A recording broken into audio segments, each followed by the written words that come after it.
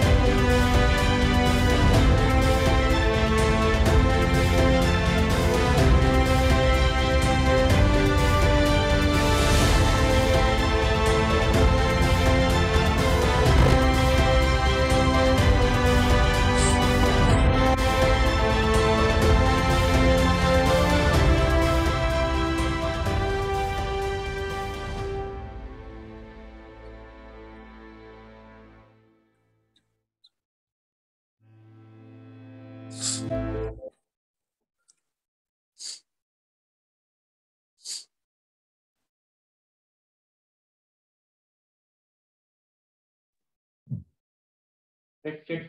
Apakah suara saya masuk? Masuk, Mas. Ya.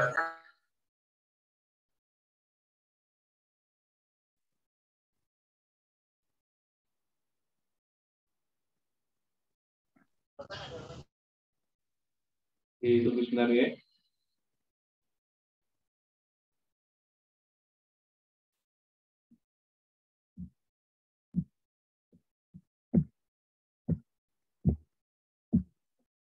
Ya, video saya masuk ya?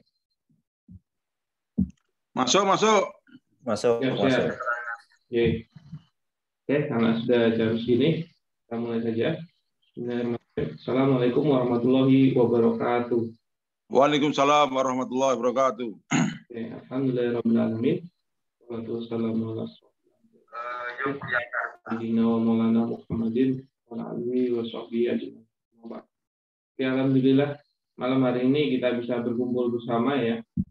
Berkumpul lagi dalam acara konsul dokter Sirkah. Ini sudah alhamdulillah beberapa waktu ini, beberapa bulan ini sudah menjadi acara rutin setiap Senin malam apabila tidak ada halangan. Tiap minggu ada acara konsul dokter.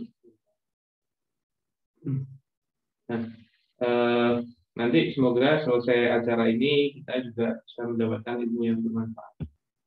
Amin. Salam dan salam juga kita panjatkan kepada junjungan kita Nabi Muhammad Sallallahu Alaihi Wasallam. Semoga kita menjadi umat yang mendapatkan manfaat. Dan demi kelancaran dan keberkahan acara ini, mari kita bersama-sama membaca Al-Fatihah.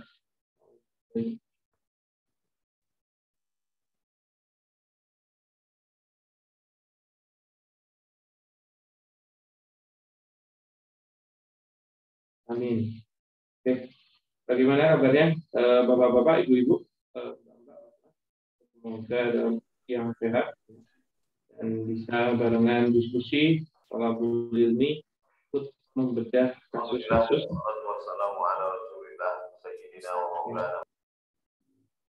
Semoga bisa dan nanti bisa juga mendapatkan.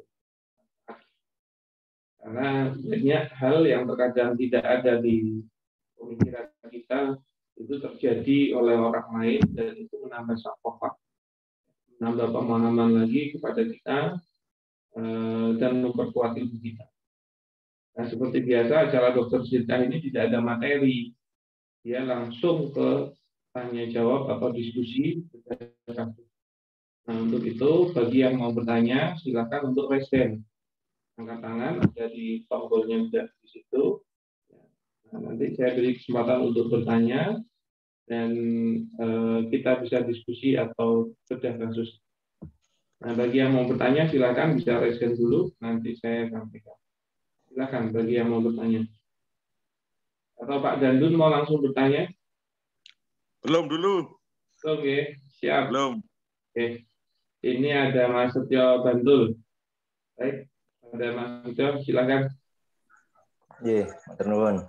Oke, siap. Assalamualaikum warahmatullahi wabarakatuh.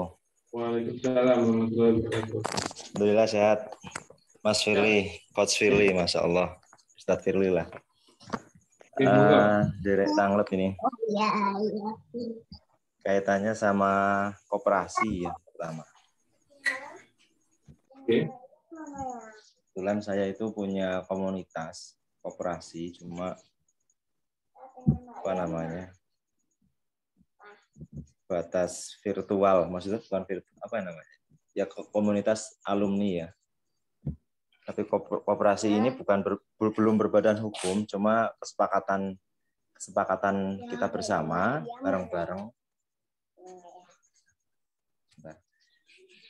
bareng-bareng kita ngumpulin dana seperti halnya koperasi, ada ya simpanan pokok, ada simpanan wajib. Dan tujuan dari koperasi ini tidak lain membantu teman-teman yang mau nambah modal atau buka usaha, yang sifatnya seperti sosial. Tidak ada bagi hasil. Kita akadnya itu kord ya. Kita akadnya kord pinjaman kebajikan. Misalkan pinjamnya 5 juta ya dikembalikan 5 juta dalam waktu sesuai dengan kesepakatan. Dan tidak ada pengembalian lebih, tidak ada denda dan sebagainya. Gitu. Cuma saya masih agak ragu nih,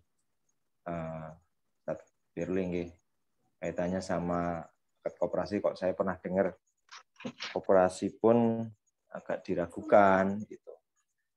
Sedangkan ini tidak ya kita menunjuk satu kepanitiaan atau pengurus yang paling kita ketemu lewat Zoom, ketemu lewat ini, dan kita transparan untuk laporan pembukuannya. Nah, dari kira-kira dengan akad seperti ini, kemudian tidak ada tambahan pengembalian, kemudian tidak ada denda, kira-kira sudah benar atau belum ini, Ustadz Firly? Mohon masukannya. Nathan dulu, Ustadz Firly. Oke. Sebelum kita membahas transaksinya, yaitu pinjaman kordnya, maka kita harus berbicara tentang bagaimana awal kejadiannya atau perkara pokoknya, yaitu di koperasinya ini. Karena kord itu kegiatan dari koperasi, maka yang harus ditarik hukumnya koperasinya ini hukumnya apa? Lalu akadnya apa?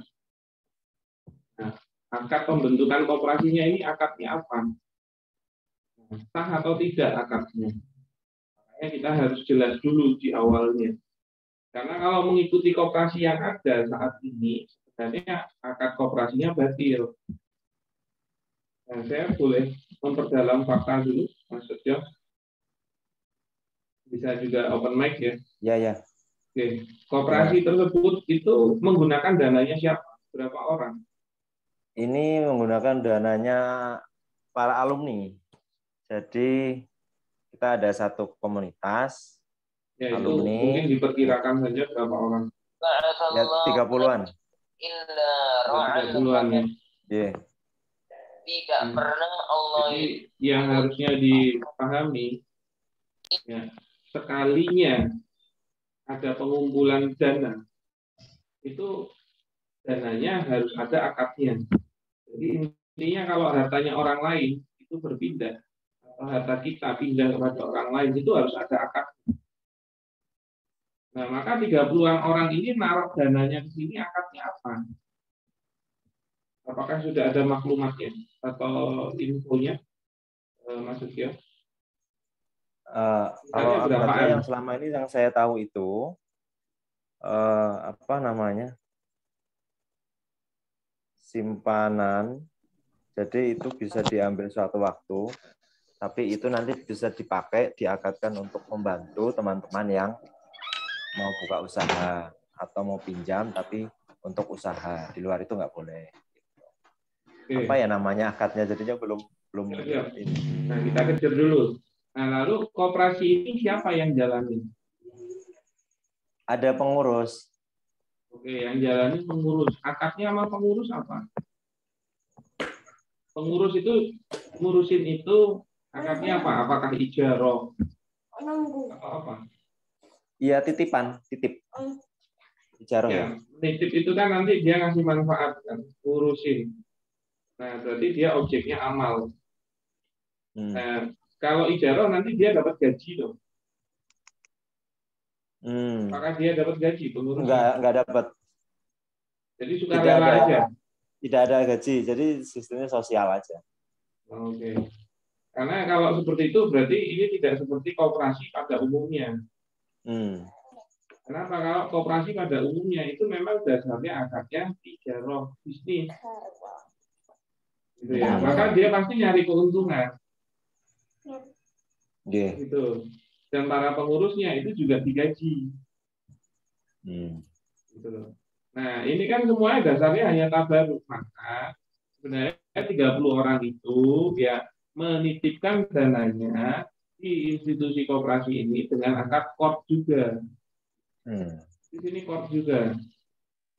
Oke. Boleh nggak? Boleh selama tidak ada tambahan manfaat. Yang mana di dalam koperasi itu nanti diurusi oleh para pengurusnya yang dasarnya juga tabaruk. Dia tidak meminta biaya, makanya akhirnya koperasinya itu tidak perlu keluar biaya, maka juga tidak perlu terjadinya pencarian keuntungan. Oke. Yang mana nanti oleh 30 orang itu ternyata bisa diambil lagi ya dana-dana tersebut. Iya bisa. Nah, maka hakikatnya itu titipan, tapi kalau titipan hukum asalnya tidak boleh dipakai. Kalau ternyata dia juga menyampaikan kalau ada yang mau kok saya juga berkenan, maka boleh. Maka para pengurus ini adalah wakil para pemberi dana tersebut, bukan pemodal tapi. Iya. Nah, maka kalau nanti pengurus itu atau ketuanya diperbolehkan membuat keputusan, oke, ternyata ada si A butuh uang, mau melakukan kod kepada koperasi, lalu kodnya dilakukan kepada koperasi, maka nanti si A dapat uang pinjaman, gitu. Nah, tanpa bunga, nah itu boleh. Tapi ini bukan koperasi pada umumnya berarti. Iya. Nah, makanya kalau koperasi yang pada umumnya itu batil, kenapa? Karena dia tidak memenuhi kaidah akad syirkah. Karena dia terjadi pengelolaan bisnis. Nah, kalau ini kan nggak ada bisnis. Makanya kenapa kalau dia ada simpanan wajib atau sukarela, itu masih boleh. Tapi sebenarnya wajibnya ini juga tidak boleh mewajibkan. Jadi kalau dia nggak naruh duit juga nggak apa-apa. Karena akadnya tabaruk juga kan, uang atau ditaruhin uang di situ. Nah, selama tidak diwajibkan, intinya kalau dia ini apa ada uang lebih, masukin ke koperasi itu, oke, silakan. Tapi tidak boleh diwajibkan. Kenapa? Karena akadnya tabaruk. Begitu maksudnya. Tapi ini kan simpanannya itu kita mengambil dari sistem koperasi ya, ada simpanan wajib, pokok, sama sukarela. Yang agak simpanan wajib sama simpanan pokok itu beda ya? Iya, simpanan wajib itu ketika mau masuk jadi anggota. Simpanan pokok itu, kalau diwajibkan nggak boleh. oh gitu. Ya, tapi kalau dia mau masuk, dia mau naruh duitnya, ya udah naruh aja. Oh, Itu nggak masalah. berarti subnya di dalamnya yang mengenai simpanan wajib ini yang nggak boleh ya, Mas Firly ya? Ya, dia tidak boleh diwajibkan karena dia hanya akadnya kan dipinjemin, ditaruh atau wadiah, dititipin koperasi tersebut. Maka itu kan semua akadnya akad abaru. Kalau akad abaru itu tidak boleh diwajibkan kapan memberikannya dan berapa nilainya. Misalnya, bisa nggak saya ngomong, maksudnya Anda harus sedekah ke saya 500.000 sekarang juga. Nah itu nggak bisa. Berarti persyaratan ini kan salah satu persyaratan untuk menjadi anggota, taruhlah menjadi anggota. Seperti halnya koperasi biasa, itu kan persyaratannya ya minimal menyampaikan uang simpanan wajibnya itu. Yang lainnya enggak, ya yang penting itu dulu berarti sebagai tanda kalau menjadi anggota lah. Itu gimana, Ustaz? Ya kalau bilangnya kalau mau masuk biasanya naruhnya segini. Cuman kalau akhirnya dia nggak mau naruh segitu, ya nggak. Oh gitu. Jadi tidak usah wajib, ini cuma biasanya aja ya. Iya. Ya, intinya simpanan aja. Iya, iya. Terus ini satu lagi, kaitannya sama ini masih koperasi ya. Cuman ini koperasi yang aneh. Koperasi aneh ya. Ya ini sifatnya sebenarnya gitu. Ya gotong royong sebenarnya, Ustaz. Ya boleh aja. Yang penting angkatnya. Ya, berarti angkatnya insya Allah udah benar ya, kod ya. Dari awal, dari anggota. Berarti nggak ada SHU-an kan? Tidak ada. Makanya Terus juga nggak bisa didasari kayak koperasi pada umumnya, misalnya. betul. Dengan bilang adanya simpanan wajib. Ya kalau memang beda ya nggak perlu. Sama ini.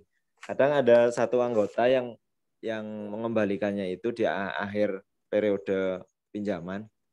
Mereka melebihkan. Dan kita sudah bilang kita tidak ada akad di depan kalau kita itu minta lebih. Tapi kadang ada yang dalam tanda kutip ngakalinya, ini kok hadiah atau namanya, hibah ya, gitu. Itu gimana? Iya, kita terima atau jadi kan sebenarnya kalau kaidahnya kan kullu qardin jarum manfaatan bahwa riba. Setiap qard ya, yang mendapatkan tambahan manfaat maka dia riba. Ya kan? Baik itu dalam bentuk uang, bentuk barang maupun bentuk jasa. Maka kalau hadiah itu dalam bentuk barang nggak boleh. Jadi harusnya ditolak. Ya, jadi intinya tegas saja ditolak ya. Apapun bentuknya ya. Okay. Ya. Siap, matur suwun. Ini ada koperasi kayak ya kayaknya nggak umum. Makanya kita nggak bisa ya bilang langsung koperasi batil, koperasinya nggak boleh ini ya tergantung faktanya. Karena penjudulan atas nama koperasi itu ya silakan. Ya. Begitu. Siap. Oke. Matur suwun. Jazakallahu khair. Oke, sami-sami. Salam. Monggo Mas Ahar Kendari, silakan. Mas Ahar Kendari, apakah bisa merespon? Ya, Ustaz. Ya. Baik, bismillah Ustaz. Ya.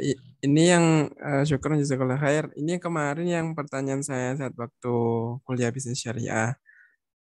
Pertama, ditanyakan ulang. Ya, yang pertama itu tentang pengelola syirkah gitu. Pertanyaannya adalah pengelola syirkah ini dia apakah dia wajib terikat pada satu akad syirkah saja si pengelola ini atau misalnya dia boleh bersyirkah dengan pemodal yang lain dengan produk atau produk yang lain itu atau bisnis yang lain. Boleh. Kita jawab langsung satu-satu ya. Jadi boleh selama dia bisa menjalankan semua syirkahnya. Jadi pesyirkah itu bukan pegawai. Jadi kalau pengelola itu bukan pegawai, maka dia tidak punya jam kerja. tapi tanggung jawabnya 24 jam. Kayak dia itu punya bisnis gitu. Maka dia punya 4 bisnis, boleh. Jadi 4 bisnis itu ternyata 4 sirkah, boleh. Ya, yang penting dia bisa jalanin 4-4-nya dengan baik. Cuman memang agak susah kalau jadi pengelola kok punya sirkah banyak. Kenapa? Karena memang dia harus mengelola. Dia akan butuh pemikiran dia atau konsentrasi atau kemampuan dia, amalnya dia. Beda kalau jadi pengelola, jadi pemodal. Pemodal itu objeknya ngasih modal, bukan amal. Maka dia nggak perlu kerja apa-ngapain. Makanya kalau pemodal itu punya 50 sirkah, nggak bingung dia. Kenapa? Karena bukan dia yang ngelola. Tapi kalau pengelola punya lebih dari 5 aja, udah. Kenapa? Ya. Jadi punya 5 aja itu sudah puyeng. Kalau pengelola, ya 3 aja menurut saya sudah puyeng. Karena dia harus mencurahkan energi yang besar. Yang ada nanti kemungkinan besar waktunya habis untuk bisnis. Tidak ada waktu untuk yang lain. Ya, kan misalnya salah satunya mengenai energi dan data. Begitu Mas Ahar. Ya, siap, Ustaz. Oke, yang berikutnya. Nah, untuk syirka abdan, Ustaz, syirka abdan, nah ini kan dia memang syirka abdan memang tidak ada yang menyertakan modal gitu. Yang menyertakan modal, semuanya skill atau yang lainnya. Nah, cuma nanti misal di perjalanan, Ustaz, di perjalanan ternyata ada keuntungan, cuma langsung dibagi habis begitu, tidak ada yang disimpan. Nah, cuma tiba waktu kita butuh misalnya untuk marketing nih, untuk marketing. Nah, butuh biaya untuk marketing misalnya. Nah, misalnya bersirkanya 3 orang, bersirkanya 3 orang. Salah satunya ini pakai misalnya uangku tuh, pakai aja uang saya untuk biaya iklan 1 juta misalnya. Nah, ini hukumnya dia apakah misalnya dia berubah menjadi syirkah model syirkah yang lain atau dia masih abdan gitu, Ustaz, dengan adanya tadi dia memasukkan uang pribadinya gitu. Nah, ternyata setelah itu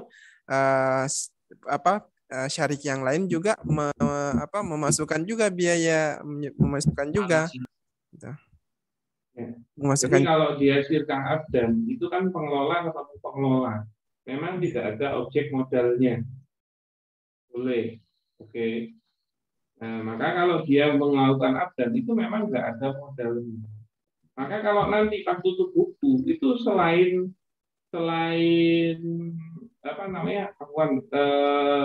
semua keuntungan itu atau semua harta itu adalah keuntungan, kecuali hal-hal yang sudah jadi aset dan masih mau dipakai, mungkin nggak bisa dibagi hasil. Tapi kalau ada harta uang itu bisa dibagi hasil. Oke. Nah, terus ternyata butuh biaya kan. Nah, karena butuh biaya, dia harus ada uang cashnya. Nah, opsionalnya begini. Kalau dia tidak mau bubar syirkah abdan, ya maka uang yang masuk dianggap pinjaman saja. Tapi tetap tidak ada dalam abdan itu modal.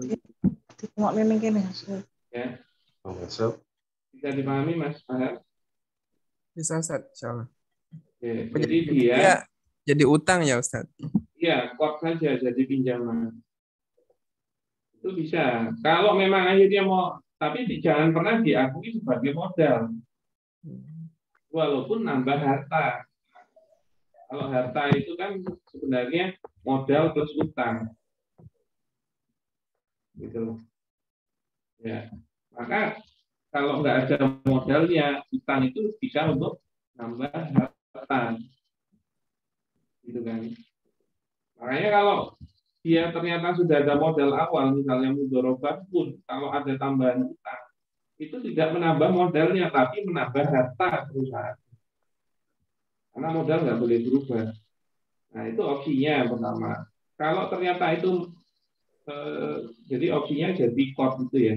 Tapi ingat, sekalinya dia jadi core oleh salah seorang ataupun semuanya, terus berbicara tentang nilai, terus dia bilang, ya sekarang aku kan ngekotin 5 juta, saya minta bagian hasil saya naik. Nah itu nggak boleh, karena dia bukan jadi modal, hanya pinjaman, bahkan tidak boleh dinaikkan gara-gara adanya pinjaman itu. Itu opsi satu. Kalau opsi kedua ternyata modal itu mau dimasukin menjadi bagian dari firkahnya, maka diputus dulu abdannya, baru berakad lagi. Misalnya semua ngeluarin modal ya jadi intan. Begitu. Jadi ada akad ulang. Itu Mas Ahad. Namun, Insya Allah paham. Cukup. apa ya? Syukran. Iya, syukran Ustaz. Jazakallah khair. Oke. Monggo yang berikutnya Pak Irfan Ditolib. Oh ya, Assalamualaikum warahmatullahi wabarakatuh. Waalaikumsalam warahmatullahi wabarakatuh. Ya, ini saya yang kemarin bertanya di WhatsApp. Nah, ini jadi kita tuh punya platform website namanya carimobil.id.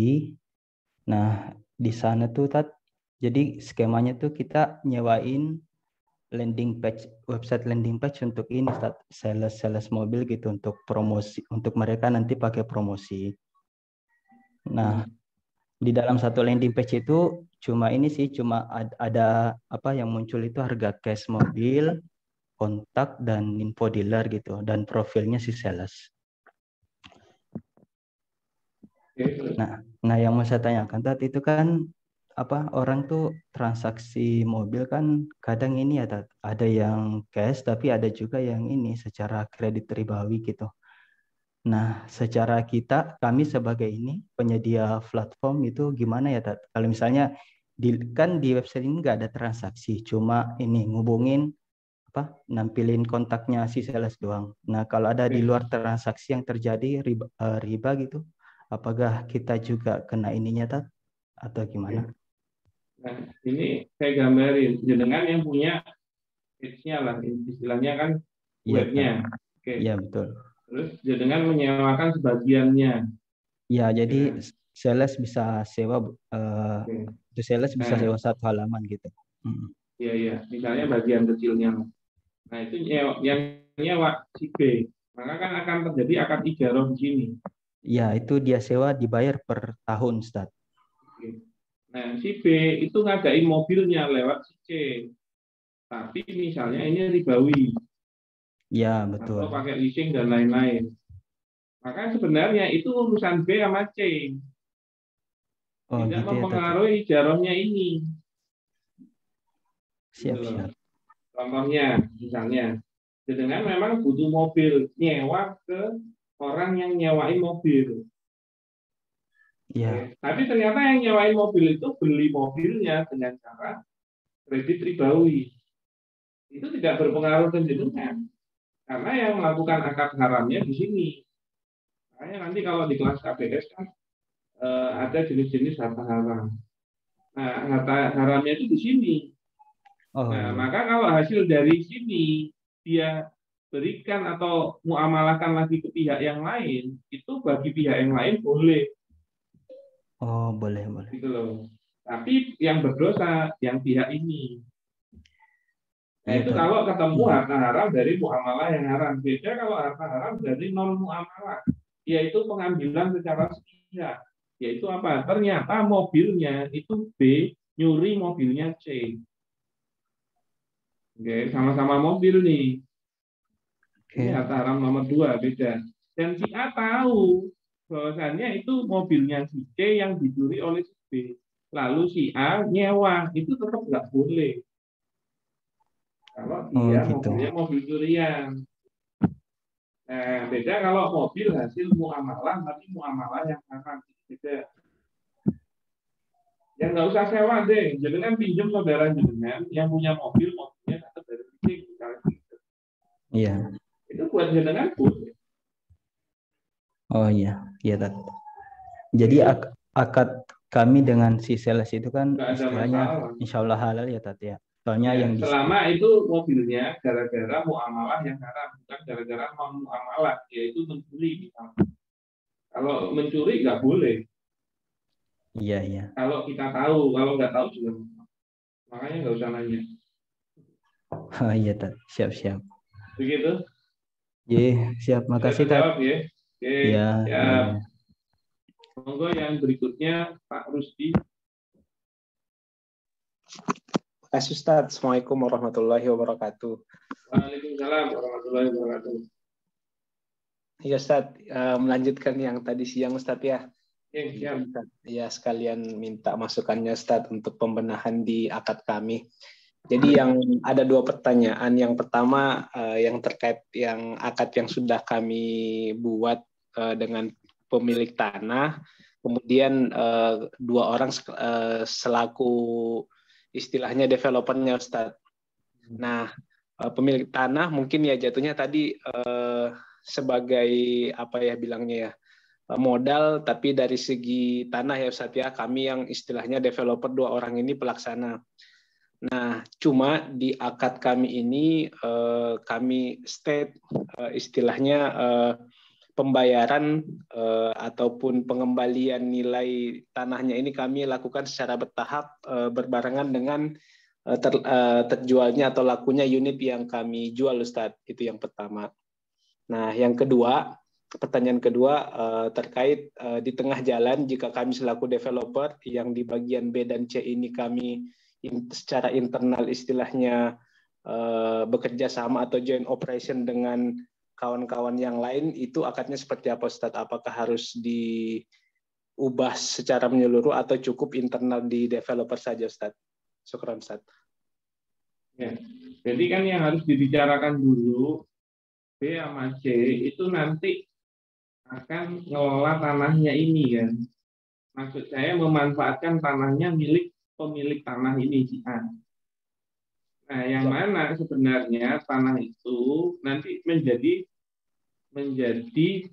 modal dari si A. Maka si A ini pemodal, tapi modalnya tanahnya. Ya kan? Modalnya itu tanahnya. Nah, tadi dihitung berapa harganya? 3M Ustaz. 3M. Maka sebenarnya kalau dia nanti mau bersirkah, ya, terjadi sirkah, oke, maka tanah itu sebagai objek modal, bukan sebagai objek jual beli. Itu sudah beda, karena ini bukan mau melakukan akad jual beli, bukan. Kita mau melakukan akad sirkah. Maka kalau akad sirkah kan modal itu hukum asalnya uang. Kalau mau masukin barang harus dinilai berapa. Karena sebenarnya kalau tanah itu masuk ke dalam sirkah, itu sebenarnya seperti si pemodal memasukkan modal 3M tapi dalam bentuk tanah gitu. Jangan pahami ya. Jadi dia itu masukin modal 3M tapi dalam bentuk tanah. Walaupun secara cash flow istilahnya bisa dikembalikan bertahap kayak gitu, tetap nggak pas ya Ustaz ya. Ya, maka kalau modal itu nggak ada pengembalian modal bertahap, itu nggak ada. Gitu loh. Kenapa? Karena kalau orang sudah sirkah, kan hukum sirkah ya. Akadnya, 2 objek akadnya, 3 ijaz qabul. Ada pengelola, ada pemodal. Objek akadnya kalau pengelola itu amal, kalau pemodal itu modal. Objek akadnya modal. Nah, ini ijaz qabul. Maka kalau dia sudah bersirkah, oke, udah mengunci. Mengunci itu apa? Pengelola itu nggak boleh di tengah jalan kok keluar. Atau nambah. Pemodal kok keluar. Atau nambah. Modal kok keluar. Atau nambah. Itu nggak boleh. Karena sudah mengunci. Dan apabila ada perubahan dalam 3 hal tersebut, putus sirkahnya. Gitu loh. Kenapa? Jangan sampai dia yang tadinya 3M, terus mulai diangsur kan, atau dikembalikan modalnya misalnya 100 juta. Misalnya kan, berarti kan modal dia tinggal 2,9 juta dong.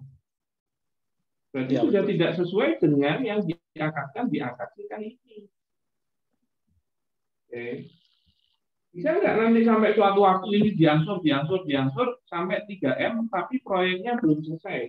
dan terus dapat bagi hasil. Bisa nggak? Nggak bisa. Kenapa? Karena modal ini ambilnya pemodal. Selama sirkahnya aktif. Gimana ceritanya? Modal sudah dibalikin, tapi kok bagi hasilnya terus. Sedangkan amalnya pengelola wajib terus sampai selesai. Nggak fair dong, bukan bercampur namanya. Amalnya juga dikembaliin nggak? Karena itu objeknya pengelola. Makanya nggak mungkin pengelola kok nggak mau mengelola. Nah ini kok pemodal nggak mau modalnya ditaruh di dalam sirkah. Ya nggak bisa. Jadi kalau dia dikembalikan bertahap, maka dia itu pengembalian sekali aja itu langsung putus ya. Makanya hak dia 3M ini baru balik, baru diberikan kepada pemodal kalau putus atau selesai atau bubar, baru dia dapat 3M itu. Karena itulah objeknya dia di dalam sirkah ini. Ya, baik Ustaz. Bisa, orang nggak mau ngambil modal, saya nggak mau modal. Apalagi ngolah saya juga nggak mau. Tapi saya minta bagi hasil, bisa nggak? Ya kok enak banget, aku ya belum. Siap, berarti bisa kami istilahnya sampaikan ulang ke pemilik tanah Ustaz ya terkait ininya. Ya akadnya maksudnya ya mau nggak mau ya kami harus ubah akadnya, maksudnya disampaikan, dijelaskan untuk ya penyertaan modalnya. Sebenarnya itu kalau dengan bicaranya sekarang iya harus disampaikan, tapi kalau pembicaraannya belum, ya harusnya Anda memang harus paham sirkah dulu, baru bersirkah. Siap Ustaz. Kenapa? Karena banyak pemahaman yang salah. Nah kalau dia ternyata mau jual beli, boleh. Bahkan langsung dibeli 3M ini. Tapi angsur atau kredit, boleh. Tapi kan akadnya jual beli, maka yang dia dapat pembayaran. Nah pertanyaannya bisa dapat bagi hasil nggak? Enggak. Kenapa? Karena kan nggak jadi sirkah. Nah maka nggak boleh kok ada tanah, objeknya itu bisa masuk ke sini, bisa masuk ke sini. Nggak mungkin satu objek hanya untuk satu akad. Kok bisa dia dapat 2 kompensasi? Itu kan nggak fair. Kalau di kelas kan saya sampaikan, si A wajib memberi sesuatu kepada si B, ya, dan si B jadi wajib memberikan satu. Itu konsep tijarah lah. Oke. Nah yang nggak boleh juga, si A itu ngasihnya 1, tapi kompensasinya 2. 1, 2. Nggak boleh. 1 ketemu 1. Nah, tanahnya mau dijual belikan atau mau disirkahkan. Kalau disirkahkan berarti jadi modal dan dia berdampak punya implikasinya dapat bagi hasil. Terus nanti kalau memang posisinya utuh pas putus sirkah, modalnya yang balik terus bagi hasil. Sedangkan kalau akhirnya jual beli, ya dia cuma dapat pembayaran. Dan dari pembayaran itu memang dia sudah biasanya memasukkan margin. Gitu. Bisa dipahami Pak Budi? Iya, siap. Syukran Ustaz. Ya, pertanyaan yang kedua tadi Ustaz, boleh anggaplah ini sudah benar sirkahnya sesuai dengan itu. Tanahnya tetap kehitung sebagai modal yang diikutkan dalam sirkah. Nah, kami sebagai developer ikut apa istilahnya join dengan teman yang punya keahlian lebih bergabung di dalam developer Ustaz. Itu gimana Ustaz prosesnya? Ya sebenarnya penjelasannya agak panjang. Pertama, ini sirkahnya gimana? Sirkahnya itu 2 orang atau 3 orang? Karena ada 3 loh. Itu dulu. Kenapa? Karena kalau sirkahnya ini terhadap sini itu batil. Mau kerja sama siapapun sebenarnya batil. Oke. Nah kemudian apabila dianggap ini sah. Nah yang jadi masalah kan ada siapa? Ada pihak D misalnya. Nah D ini mau di mana? Karena kalau dia akhirnya mau masuk ke dalam sirkahnya, sama kayak yang saya sampaikan ini. Pengelola itu nggak boleh ujuk-ujuk nambah. Gitu. Nah, itu harus berdasarkan kesepakatan, dan kalau akhirnya semua sepakat ya harus dibubarin dulu, baru si D masuk. Itu pun proses proses putus syirkahnya harus diselesaikan dulu hak kewajibannya, baru bisa disyirkah atau berbulan. Nah, atau kalau tidak mau masuk ke syirkahnya, dia monggo, dia pintar marketing, akadnya bisa ijarah saja, bukan syirkah. Maka kalau ijarah dapatnya ujroh, bukan begitu.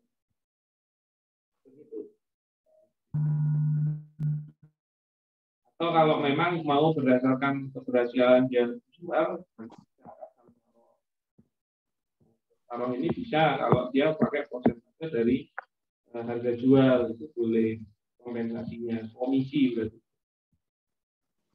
Begitu Pak. Ya, baik Ustaz. Syukran Ustaz.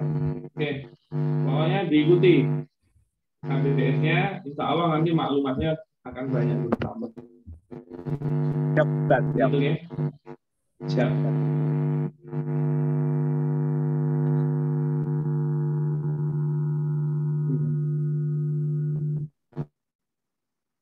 Oke, yang berikutnya itu Pak Budi Priyono. Ini kok ada baru Pangeran Bertopeng ini siapa ya? Moga Pak Budi Priyono dulu. Oke. Pangeran Bertopeng sudah siap, moga. Enggak kelihatan bentar, Tat. Assalamualaikum warahmatullahi wabarakatuh. Waalaikumsalam warahmatullahi wabarakatuh. Terima kasih, Tat. Ini terkait dengan kerjasama. Kebetulan saya mengelola website brand dari sebuah perusahaan gitu ya. Tolong itu sebentar. Namanya pakai nama asli ya. Tolong kalau ada yang mau ini pakai nama yang asli. Oke, nanti saya nentuin ini ya. Mau nggak Pak Budi? Saya kan misalnya kerjasama untuk mengelola sebuah website nama brand dari sebuah perusahaan. Jadi itu website resminya, begitulah. Sehingga nanti jangan semua pemilik webnya, pemilik ya, pembangun webnya dari semua pembiayaan, domain, hosting. Jadi yang membangun terus kemudian itu brandnya, tapi brandnya sebuah perusahaan milik rekanan misalnya gitu ya. Nah, ini kompensasinya adalah nanti kontaknya di website itu menjadi kontak saya, HP saya, nah, gitu. Sehingga ketika ada penjualan, ada customer kontak nanti ke saya, ke nomor HP saya. Nah, nomor HP saya nanti saya teruskan ke tim manajemennya perusahaan yang bermitra tadi, gitu loh. Nah, upah saya, penghasilan saya dari kalau closing. Nah, kalau misalkan penjualannya itu terjadi closing sehingga saya dapat fee. Nah, itu bentuk syirkahnya bagaimana yang tepat, Tat? Ya, gitu. Ya, sebenarnya tidak bisa syirkah. Nanti akadnya kalau seperti itu namanya jualah. Ya, jualah itu seperti pemberian kompensasi atau fee yang bersyarat. Jadi syaratnya bisa ngelosingin. Nah, nanti dapatnya juga ujroh namanya. Nah, dia harus nilai fix. Maka terhadap apa itu harus fix. Atau intinya ada closingan Anda dapat 500.000. Nah, itu sudah boleh prosentase dari berapa dealnya. Oh gitu. Ini nanti bentuk kompensasinya sudah ditentukan, dan misalkan 2 juta gitu ya. Cuman saya juga tidak untuk ngapain, misalnya untuk kegiatan transaksi A dapatnya 2 juta, boleh. Nanti yang transaksi B dapatnya 1 juta, yang C dapatnya 3 juta, itu boleh. Jadi kan nilainya. Ya, jadi kalau dari saya kewajibannya kan mengelola website dan biaya-biayanya termasuk tahunan dan sebagainya. Sehingga ya, saya kalau cuma webnya jenengan sendiri nggak ada masalah, memang biayanya yang nanggung webnya kan gitu kan. Ya, betul. Siap, ya, berarti pemasukan jenengan dari ujrohnya itu. Namanya apa, Tat, kayak gitu ya akadnya ya? Jualan ini. Kalau jualan itu kan pengertiannya iwadun maklumun ala amalin muayyanin kotoin nadori anfa'ini. Jadi iwadun maklumun, iwad yang maklum, yaitu kompensasi yang maklum, yaitu ujroh. Oke, ujroh yang maklum, yang pasti atas amal yang spesifik muayyanin. Jadi amal sesuatu amal yang berdasarkan pencapaian. Sebenarnya itu akadnya seperti akad apa namanya sayembara. Contohnya misalnya gini, barang siapa yang bisa menemukan kucing saya yang hilang nanti dapat fee atau komisi 500.000. Macam itu. Jadi kalau untuk hal ini apabila Anda bisa dapat closingan ya klien, Anda akan dapat fee segini. Nah, itu nanti ada pembahasannya kalau di kelas HP. Ya, begitu. Terima kasih Tat.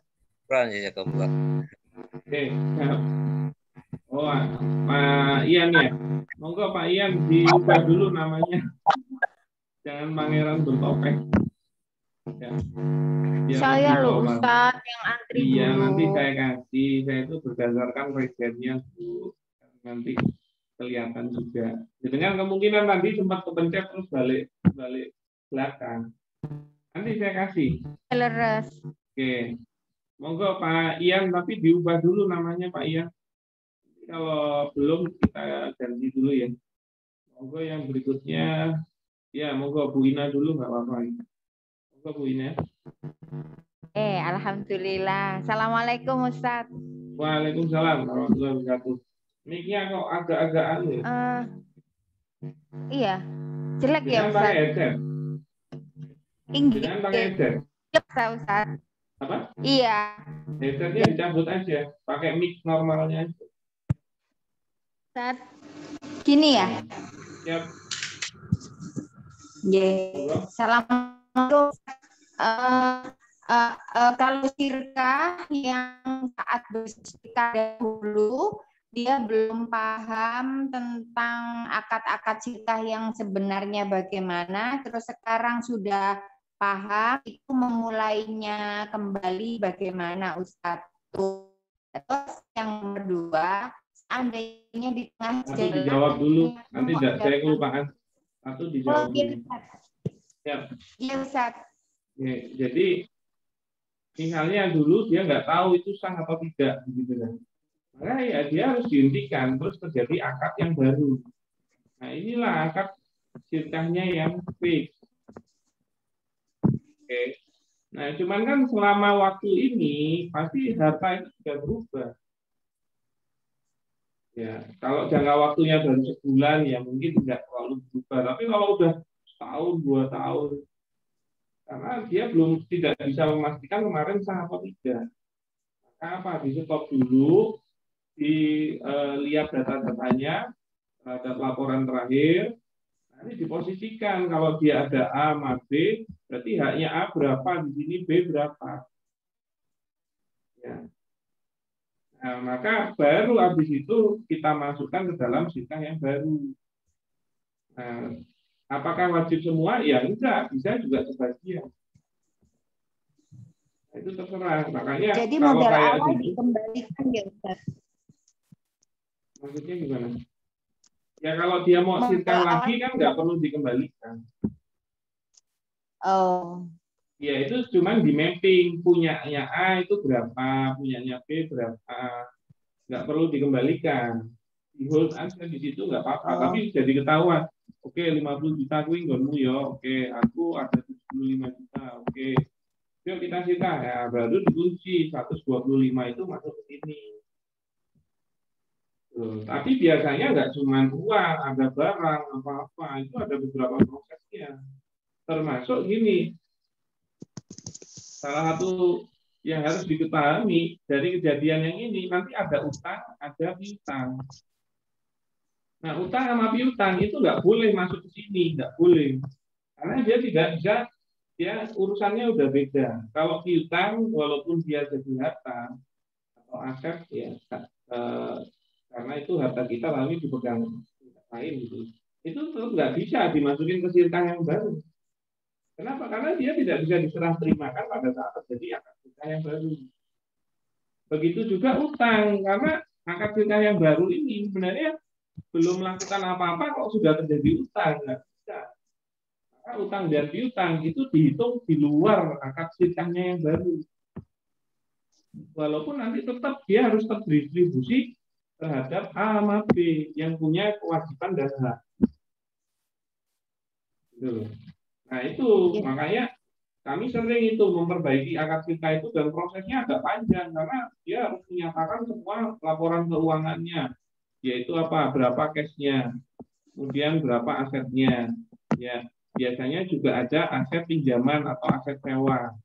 Nah itu juga harus diperjelas. Kemudian ini kan aset milik dia. Nah kemudian utangnya berapa, piutangnya berapa. Nanti akan kita taruh positioningnya gini. Makanya kalau akhirnya itu di akadin ya yang fix itu fresh, itu benar-benar fresh sirkahnya atau bisnisnya jadi fresh. Bahkan aset-aset yang masuk di sirkah yang baru ini itu berdasarkan harga pasar saat itu. Karena dia dinilai second. Maka akan ada penurunan nilai itu. Tapi penurunan nilai itu akan sangat membantu untuk depresiasi di tutup buku berikutnya. Karena depresiasinya jadi tidak terlalu tinggi. Nah itu memang pembahasannya agak lebih jelimet. Solusi utang piutangnya bagaimana Ustadz? Ya nanti kalau piutangnya itu kan harta, maka terdistribusi kepada A sama B. Tapi besok kalau cair nggak masuk ke sirkahnya, langsung secara personal. Begitu juga utangnya. Nah itu memang harus pakai fakta kalau mau jelasin. Oh iya Ustadz. Ya. Nah kalau memang mau diperbaiki, monggo bisa terbuka untuk membantu. Siap Ustadz. Jasa penghulu sirkahnya. Iya. Ya, monggo pertanyaan berikutnya. Iya, kalau di tengah jalan ternyata si pemodal kepengen perusahaannya lebih gede lagi, terus suntikannya ditambahin gimana Ustadz? Ya, jadi dia itu kalau sirkah, ya kan modal itu tidak boleh ujuk-ujuk bertambah. Oke, kalau memang mau bertambah, maka harus diputus dulu sirkahnya, dikembalikan hak-haknya atau di mapping ini punya siapa saja, akan ulang dengan modal yang baru. Nah itu lebih ribet. Kalau nggak mau ribet, penambahan hartanya yang masuk tadi jangan jadi modal, tapi core saja. Maka sirkahnya nggak perlu putus. Tapi itu core. Ingat, biasanya kan pemodal itu kalau nambahin modal, dia pasti berharap bagi hasilnya naik. Ya dong, modalnya tambah gede. Nah, kalau core, dia nggak jadi modal. Maka kalau gara-gara ini sudah tak suntik lagi 100 juta, tapi core, dia minta tambahan bagi hasil itu riba. Begitu. Jadi kalau akadnya core nambah 100, kembalinya juga 100 Ustadz. Iya dong. Dan dia kalau core itu tidak berdampak terhadap untung ruginya perusahaan. Misalnya akhirnya sudah disuntik 100 pun dia tetap bangkrut atau rugi, ya harus dikembalikan 100. Beda kalau modal, kalau dia rugi maka dia mengikuti dampak kerugiannya kan. Gitu. Jadi core tadi kalau pemodal juga malas Ustadz ya. Kenapa? Kalau tidak ada tambahan, kalau kita mau nyuntik lagi di tengah jalan, tadi solusi adanya tambahan, berarti si penyuntik merasa kurang untung gitu, Ustaz. Iya, kalau core. Tapi kan tidak perlu terjadinya putus sirkah. Makanya kalau dia pinjamannya tidak besar, waktu jangka pinjamannya juga tidak lama, itu masih masuk. Cuman kalau ternyata ini butuh selamanya atau agak panjang waktunya, ya dan nilainya gede, lebih baik diputus terus agak sedang lagi. Oh siap, paham Ustaz. Makanya harus berdasarkan fakta atau kondisi masing-masing. Siap. Matur nuwun Ustaz, barokallah.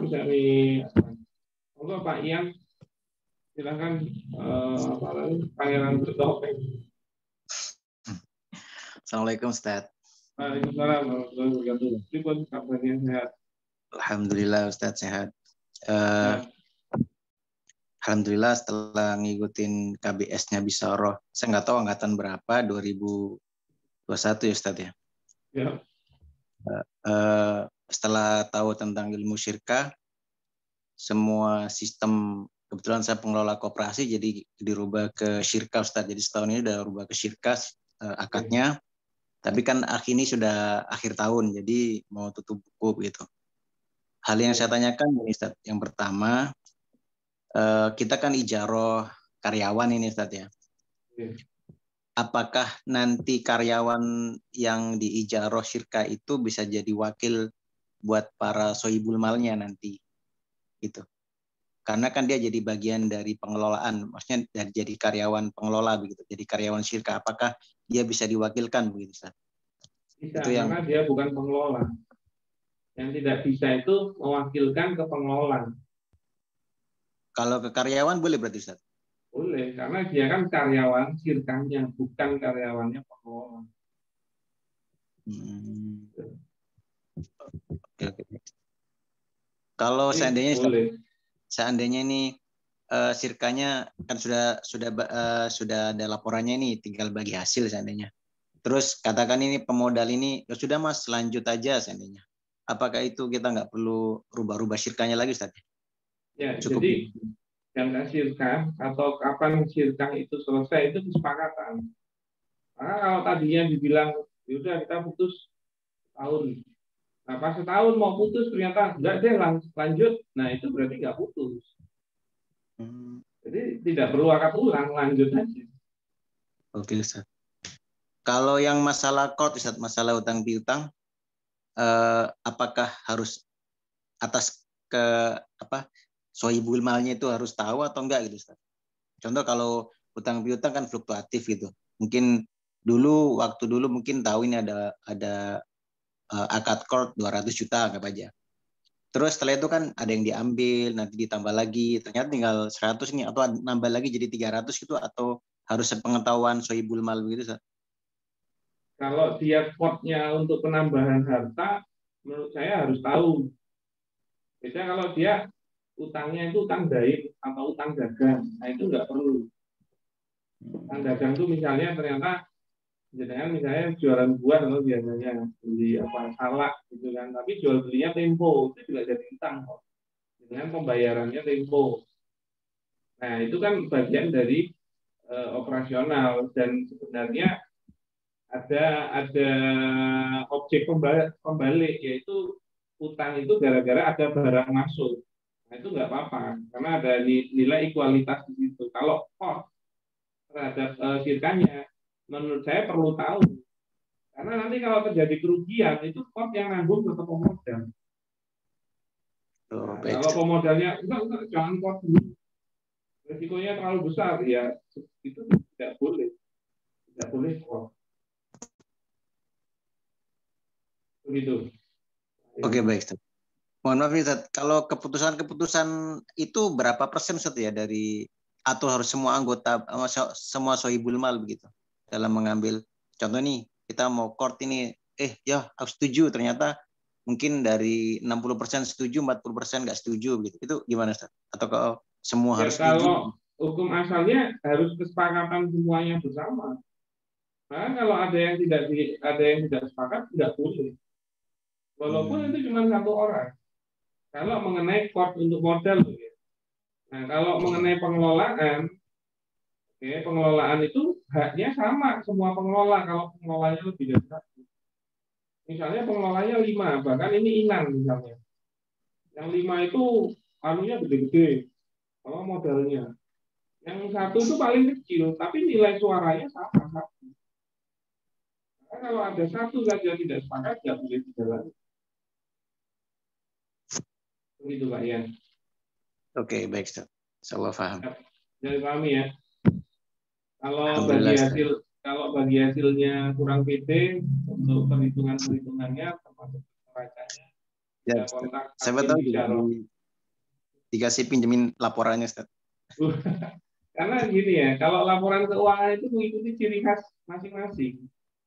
Dan sebaiknya yang dibahas faktanya masing-masing, jangan pakai faktanya orang. Karena nanti jadi bingung gitu. Nggak, maksudnya kan kita belum punya pengalaman draftnya gitu, gimana Ustaz?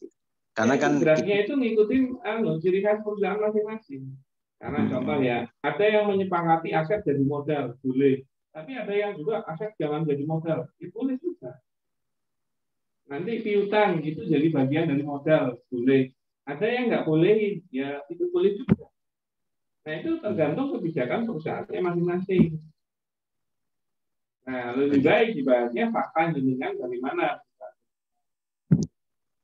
Ya ada biaya-biaya dikit biar profesional. Mentakapin bisyarah, nanti kan dapat ilmunya bisa diterapkan untuk waktu-waktu yang lain. Wah mantap itu Ustaz. Itu loh, iya loh. Jadi gini ya, kalau mau jadi pebisnis mentalnya ya pebisnis. Sekarang misalnya, ini ya, yang ini saya bukan masalah itu enggak, tapi ini masalah mindset.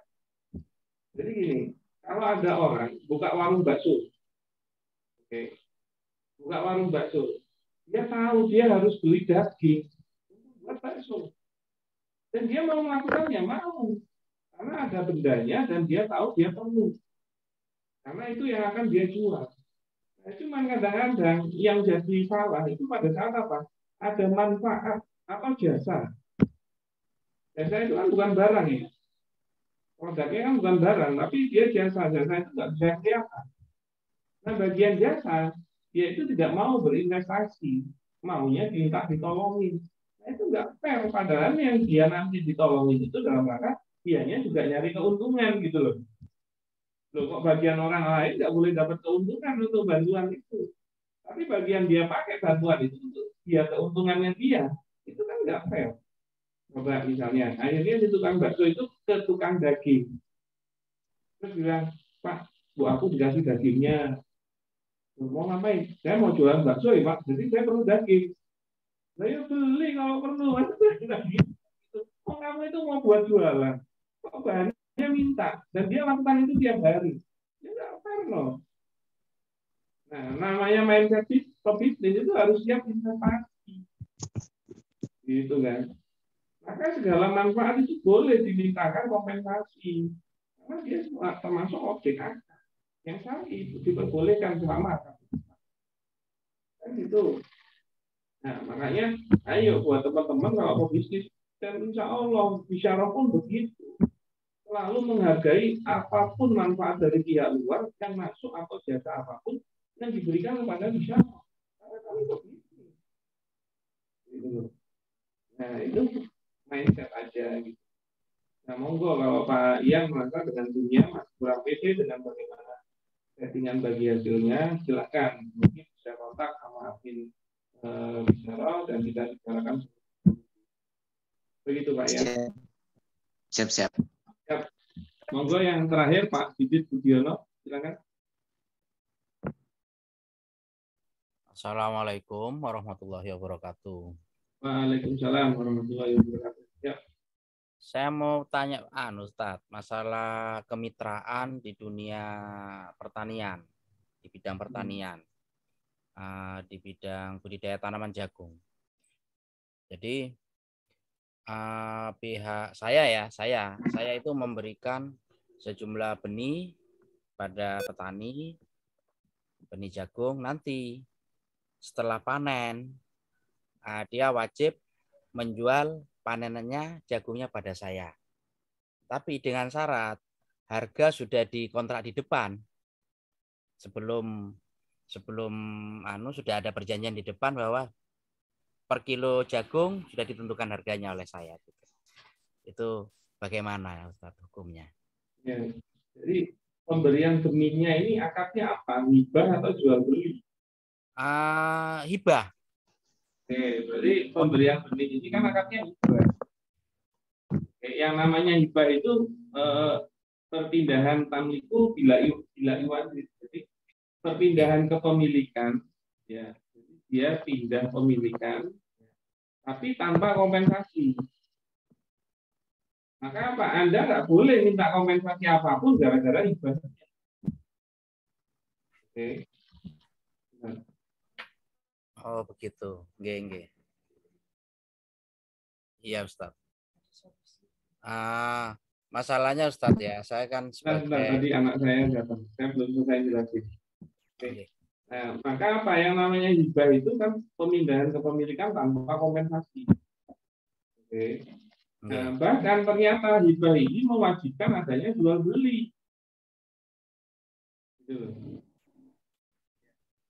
Maka tidak bisa mewajibkan jual beli ini karena akan menjadi multi akad. Gitu.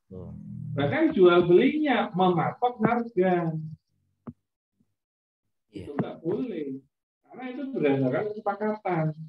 Ya kalau jenengan nyaranin atau menegosiasi harganya segini, kalau enggak saya nggak mau. Ya memang nggak jadi jual. Tapi kalau dia akhirnya diwajibkan jual beli, nggak boleh karena jadi multi akad. Ya kan nah Rasulullah SAW ansofota ini bisa. Jadi Rasul melarang adanya dua kesepakatan atau dua akad di dalam satu akad. Atau bahkan lebih itu nggak boleh. Ya. Kalau mau hibah aja, jangan diwajibkan jual beli.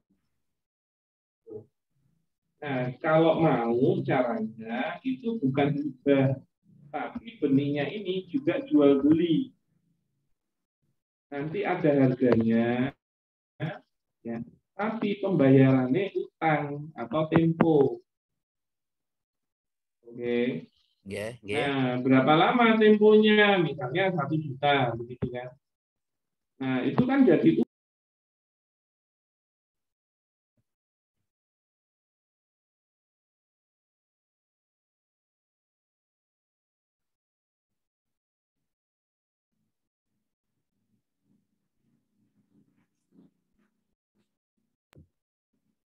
jadi kalau panen jagung itu berapa lama? 4 bulan. Oke.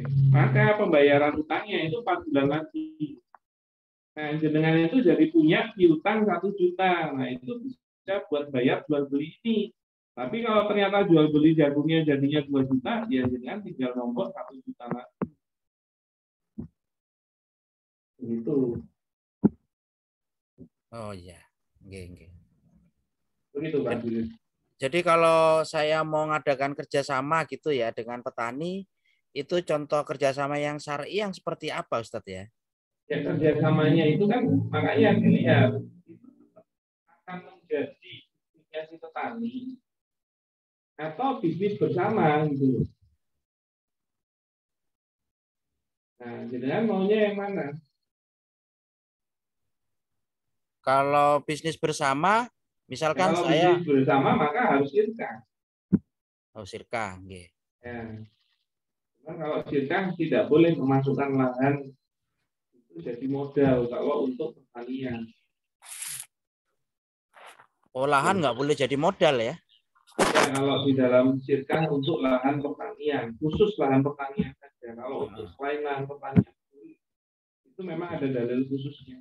Oh, jadi lahan nggak boleh jadi modal. Berarti saya punya termasuk disewa modal, itu nggak boleh. Kalau untuk lahan pertanian itu disewa juga nggak boleh. Oh iya. Gitu Pak. Oh, jadi model kerjasamanya kalau saya di bidang pertanian ya, saya harus benih, pupuk, misalkan gitu. Jadi yang punya lahan. Tempo. Oh, tempo aja gitu ya. Ya, kalau ternyata dia benih, pupuk, apa senilai 5 juta, maka besok ini jadi piutang. Nah, buat beli pada saat jagungnya sudah panen 5 juta itu ke dia. Nah, perkirakan dengan hasil yang sama seperti kalau dengan beli 5 juta gitu loh. Yeah. Nah, akhirnya kan dengan itu objeknya cuma cukup ngeluarin barang, tapi besok juga dapat jagung jadi. Jagungnya sudah panen. Begitu Pak Didi. Iya, paham Ustaz. Ya, begitu. Terima kasih Ustaz. Oke, Mas Amin. Ini kayaknya ada pertanyaan satu dari Bu Indri. Bu Indri, apakah masih aktif? Masih Ustaz. Ya, siap. Saya kasih kesempatan satu lagi buat bertanya. Yang mau ditanyakan? Yang tadi saya chat. ke Ustadz bahwasanya yang dipertanyakan Apakah penentuan persentase bagi hasil yang adil, baik jika pengelola atau pemodal satu orang atau lebih, benarkah ditentukan dengan modal berbanding laba? Istilah revenue maksudnya gimana ya? Ya, ada istilah revenue saya juga kurang paham ini Ustadz, maksudnya bagaimana? Jadi dia itu kalau bagi hasil itu sebenarnya secara syariat itu kan arifu ala ma'astaqallahu alai. Jadi arifu keuntungan itu dibagi berdasarkan kesepakatan. Maka memang kalau dari sisi syariahnya tidak ada pattern fixnya, dikembalikan kepada kesepakatan. Nah, tinggal dilihat kalau Anda mau berbicara tentang fairnya, ya, bicara tentang fairnya, itu dilihat kegiatannya itu padat modal atau padat karya.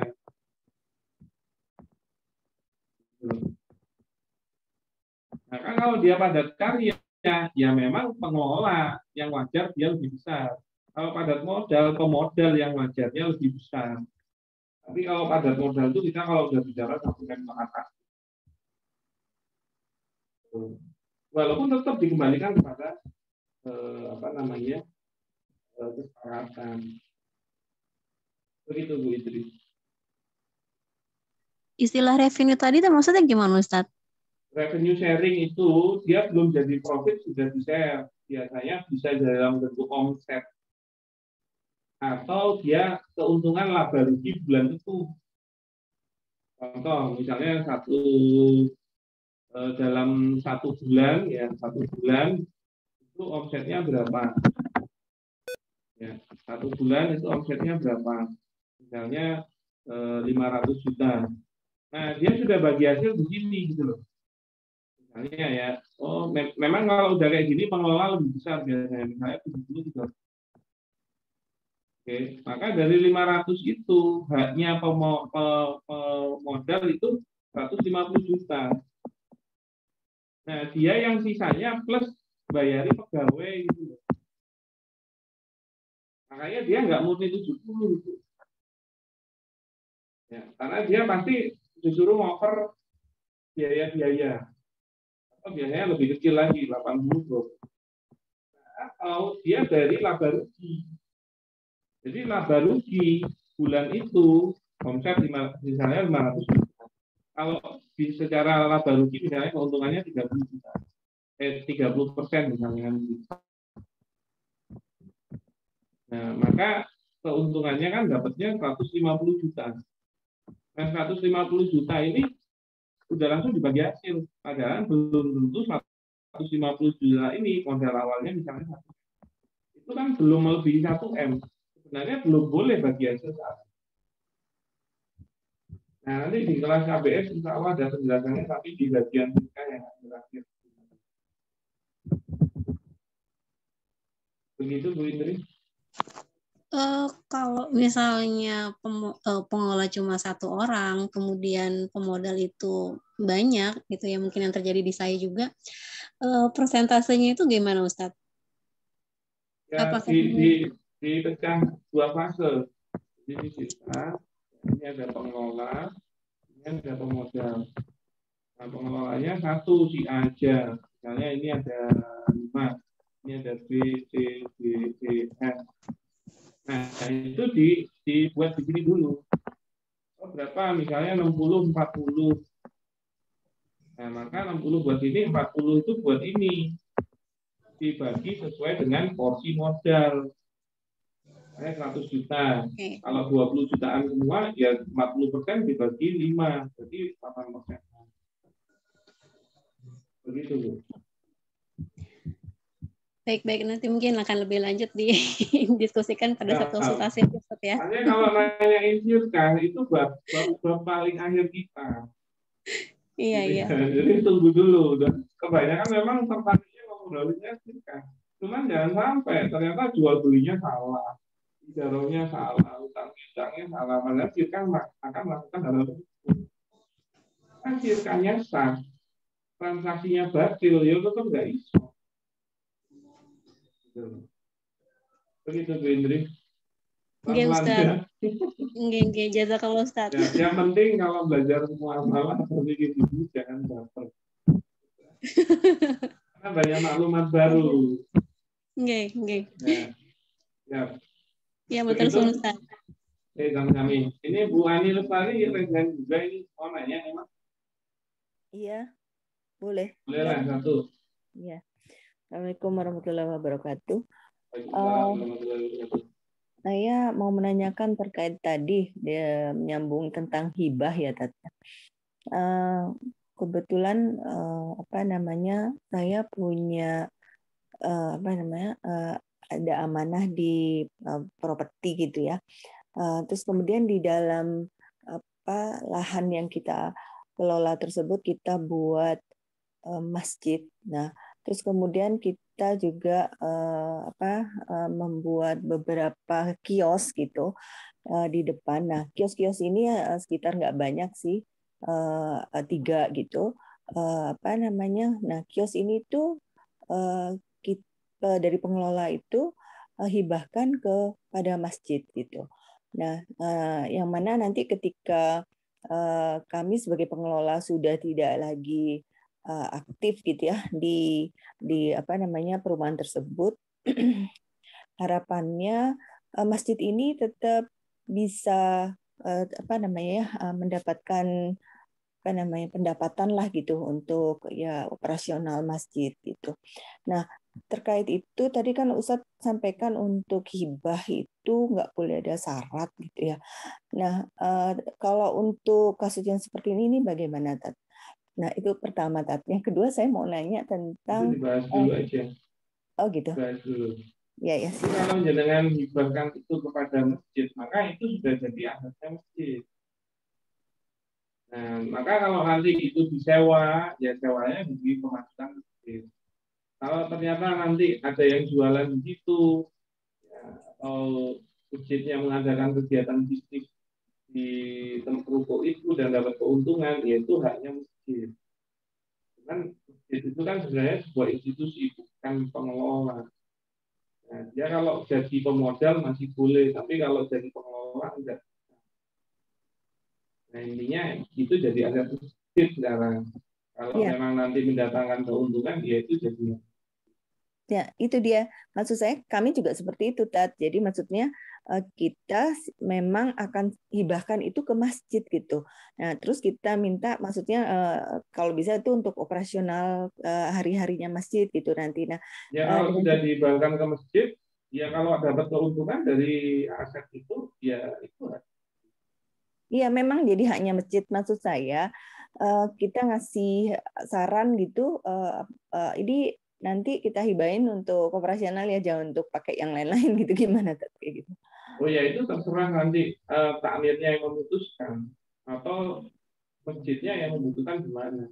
Karena kalau akhirnya itu jadi hartanya masjid, ya terserah keputusannya masjid mau diapakan. Bahkan dia nanti ternyata ada misalnya ada bencana di mana terus dia sumbangkan sebagian hartanya, ya monggo saja. Jadi tidak boleh dispesifikkan untuk operasional masjid. Ini nggak usah ngomong masjid aja ya. Misalnya ini, saya lagi butuh uang, misalnya buat bayar sekolah anak 500.000, saya datang ke Bu Ani, saya nggak punya uang ya buat bayar saya sekolah. Boleh nggak saya minta hibah? Saya mintanya sedekah atau hibah, bukan pinjaman. Pinjaman itu sama. Intinya saya minta hibah. Maka kalau dengan sudah bilang, ya udah, ini saya bayar, tapi buat bayar anakmu sekolah dulu ya. Itu sebenarnya nggak bisa syarat itu. Karena kalau sudah dibayar saya jadi pemilik terhadap hibahnya itu, maka terserah saya. Saya mau gunakan untuk apa? Cuman saya mungkin memanipulasi alasannya. Tapi akadnya tetap sah dan ibu nggak boleh. Itu untuk apa? Karena misalnya ya, ternyata saya masih punya 500 yang lain, tapi untuk backup yang lain. Nah, saya pakai 500 dari jenengan untuk urusan yang lain, sedangkan saya bayarnya pakai 500 saya yang lain. Iya. Nah, itu ya boleh-boleh. Tapi intinya tidak boleh kita ngasih syarat, oke saya kasih tapi untuk ini. Nah kalau memang mau ngasih spesifik untuk itu, yang ada itu bayarin langsung. Misalnya nggak percaya sama saya nggak percaya. Oh nanti kamu malah buat yang lain gini. Nah kalau kayak gitu lebih baik jadi langsung ke sekolahnya bayarin langsung. Nggak boleh. Kan jadi spesifik untuk urusan bayar sekolah. Nggak bisa saya pakai untuk hal yang lain. Oh, Gitu, Bu. Yang satu lagi Tat, kalau sirka murobahah itu gimana ya Tat ya? Kalau murabahah itu jual beli, mungkin yang dimaksud mudharabah. Oh, mudharabah. Oh, kalau murabahah itu bukan sirka ya? Tat? Murabahah itu salah satu akad jual beli. Itu bagian dari akad jual beli amanah. Nah, apa yang spesifik dari murabahah? Jadi jual beli murabahah itu jual beli yang menyampaikan harga modal ya, dan dia menyepakati marginnya. Misalnya saya dapat HP 2 juta, mau saya jual ke jenengan 2,5.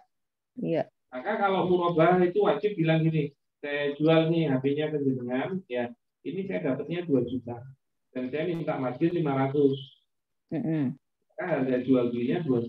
Nah itulah murabahah sebenarnya cuma begitu. Tapi kalau murabahah di bank syariah itu rada dawa karena dia 3 pihak.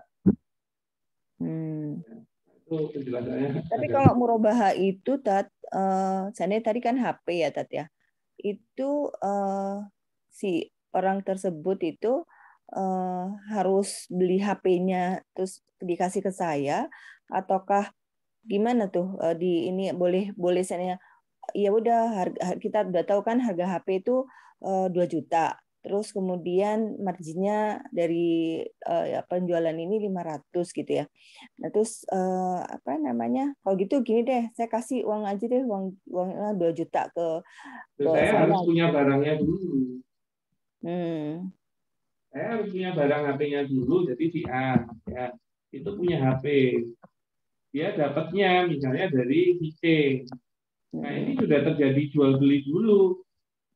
Saya jual beli satu, dapat HP, harganya 2 juta. Dijual pada si B. Nah, disinilah jual beli murabahahnya. Nah, atau termasuk jual beli yang kedua, ini jual beli satunya. Nah, maka di jual beli itu harus disampaikan harga modal atau HPP-nya itu 2 juta, terus marginnya atau keuntungannya 500.000. Maka harga jual belinya itu 2,5 juta. Nah, itulah murabahah. Dia wajib ngasih tahu ini sama menyepakati ini. Ya. Kalau jual beli yang umum, ya itu jual beli tawar menawar itu tidak mengetahui harga modalnya. Umumnya kan begitu. Nah, Afwan Tat, kalau gini Tat, kan saya tuh butuh HP gitu kan, terus saya kan datengin si B itu tadi, aku butuh HP nih gitu, apa speknya ini nih, gini, harganya 2 juta gitu, terus oh ya udah kalau gitu apa saya nggak ada waktu nih, apa kamu ini aja yang penting kan harganya segitu ya, kita deal nih dengan harganya, terus kemudian ya udah ini yang dikasih uangnya nggak boleh gitu, nanti marginnya kita sepakati di akad marginnya segini gitu, itu gimana kan? Ya nggak boleh. Jadi kalau dia bilang antara A sama B ini jual beli, maka objeknya yang dikasih harus barang, bukan uang. Kalau yang dikasih uang hakikatnya itu namanya minjemin, maka jatuhnya spot. Boleh nggak? Boleh, asal senilai baliknya. Nah, kalau dia udah minta margin, itu nggak boleh. Ada diri. Yang namanya jual beli kan barang atau uang. Iya. Nah, kalau itu sebenarnya murabahah 3 pihak itu. Kalau ini kan murabahahnya cuma 2 pihak dan HP-nya sudah dipegang. Sebenarnya ini tidak perlu dibicarakan. Nah, itulah yang sering terjadi perdebasan.